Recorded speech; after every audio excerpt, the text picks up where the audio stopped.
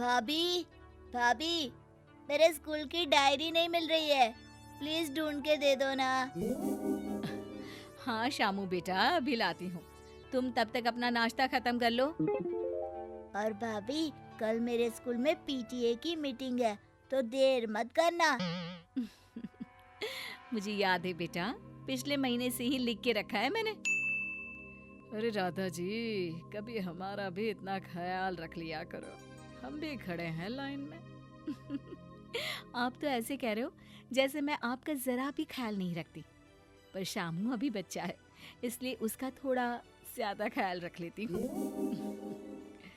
वैसे ये तो सच है राधा, मम्मी पापा के ना होने पर भी तुमने कभी उसे माँ की कमी महसूस नहीं होने दी। इसीलिए तो मैंने अब तक माँ बनने का फैसला नहीं किया, क्योंकि हमारी शादी के वक्त शामू बहुत छोटा था। अगर मैं पहले ही माँ बन जाती तो उसे माँ का प्यार कैसे दे पाती। राधा मोहन की पत्नी और शामू की प्यारी सी इकलौती भाभी थी। जैसा कि आप देख ही रहे हैं, वो शामू को अपने बच्चे की तरह प्यार करती थी और शामू भी उसे माँ ही मानने लगा था। 2 साल बीत जाते हैं और अब घर में नई खुशियां भी दस्तक देती हैं। शामू बेटा, ले तेरा टिफिन, अच्छे से खा लेना हाँ, और स्कूल के बाद सीधा घर आना। कहीं आइसक्रीम खाने खड़े मत हो जाना, ठीक है? हाँ भाभी, मैं सीधा घर ही आऊंगा। आप चिंता मत करो ना। अब मैं 7th में आ गया हूँ, शैतानी भी नहीं करता हूँ। हाँ बेटा, वो तो मैं अच्छे से जानती हूँ। तभी तेरी टीचर मुझे फोन करके रोज तेरी शरारतें गिनवाती रहती है। अरे आप कविता मिस के बात पे ध्यान मत दिया करो। वो सारे बच्चों के पेरेंट्स से ऐसे ही कहती है, थोड़ी स्ट्रिक्ट है ना। अरे शामू, क्यों सता रहा है अपनी भाभी को? तुझे पता है ना, तू बहुत जल्दी चाचा बनने वाला है। चल अब जल्दी जा, तेरी स्कूल बस आ गई है। इसी तरह कई हफ्ते बीत जाते हैं और मोहन और राधा को एक प्यारा सा बेटा हो जाता है। अल्लाह लल्ला, देखो पापा क्या लाए अपने गुड्डे के लिए। पापा खिलौना लाए, बेटा खेलेगा। अरे वाह, आज ऑफिस से आते वक्त पापा खिलौना लेके आए बेटे के लिए। लेकिन शामू के लिए कुछ नहीं लाए क्या? अरे अरे, ऐसा कैसे हो सकता है? तुम्हारे होते हुए क्या मैं शामू का ख्याल रखना भूल सकता हूँ? मैं उसके लिए भी कुछ लेकर आया हूँ, ये वीडियो गेम और उसका फेवरेट बैट। सुनिए जी, भले ही अब गुड्डू इस दुनिया में आ गया हो, लेकिन शामू मेरे लिए अब भी मेरी पहली औलाद जैसा ही है। तो आप उसमें और गुड्डू में कभी फर्क मत करना। जी मैम साहब, आप जैसा कहेंगी वैसा ही होगा। तभी शामू वहाँ आ जाता है और अपने गिफ्ट्स देखकर बहुत खुश हो जाता है। वाह भैया, आप मेरी फेवरेट वीडियो गेम और फेवरेट बैट लेकर आए हो। थैंक यू सो मच भैया। अब मैं और गुड्डू मिलकर खेलेंगे, है ना गुड्डू? अपने चाचू के साथ खेलेगा ना? एक साथ प्यार से रहते हुए 10 साल और बीत जाते हैं। अब सुनिए जी, मैं कह रही थी कि हमारा शामू अब जवान हो गया है, हमें उसकी शादी के बारे में सोचना चाहिए। हाँ, तुम कह तो ठीक रही हो।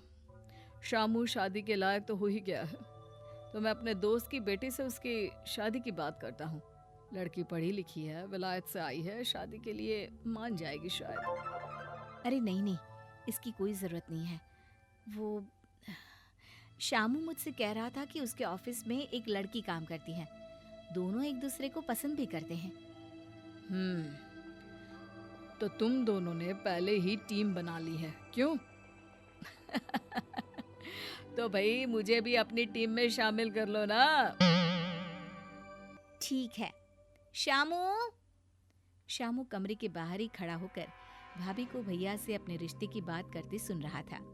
भाभी की आवाज सुनकर वो झट से अंदर आ जाता है। जी भाभी। बेटा सुन, तो तूने पहले ही सब कुछ लिया है, तो अब ये भोलेपन का नाटक छोड़ और ये बता कि हमें बहू से कब मिलवा रहा है? आज शाम को ही बुला लेता हूँ भैया। मुझे लगता है कि हमें लड़की के परिवार वालों से मिलकर बात पक्की कर लेनी चाहिए। फिर वो दिन भी आ जाता है जब शामू और उर्वशी की शादी हो जाती है। शादी के बाद कुछ दिन तो सब ठीक रहता है, लेकिन बाद में घर का माहौल बदलने लगता है। अरे गुड्डू, देखो चाचू तुम्हारे लिए क्या लाया है, तुम्हारी फेवरेट साइकिल। सिर्फ गुड्डू के लिए गिफ्ट लाने में ही सारे पैसे खर्च कर दिए, या अपनी बीवी के लिए भी कुछ लाए हो? उसके लिए गिफ्ट लाने वाले उसके मम्मी पापा है इस घर में, मेरे लिए तो सिर्फ तुम ही हो ना। अरे ऐसी बात नहीं है, मैं तुम्हारे लिए भी लाया हूँ। ये देखो, प्योर कांजीवरम साड़ी है, तुमने उस दिन मॉल में पसंद की थी ना। जब भैया और भाभी है घर में गुड्डू के लिए, तो सिर्फ शामू क्यों पूरा दिन गुड्डू गुड्डू करता रहता है?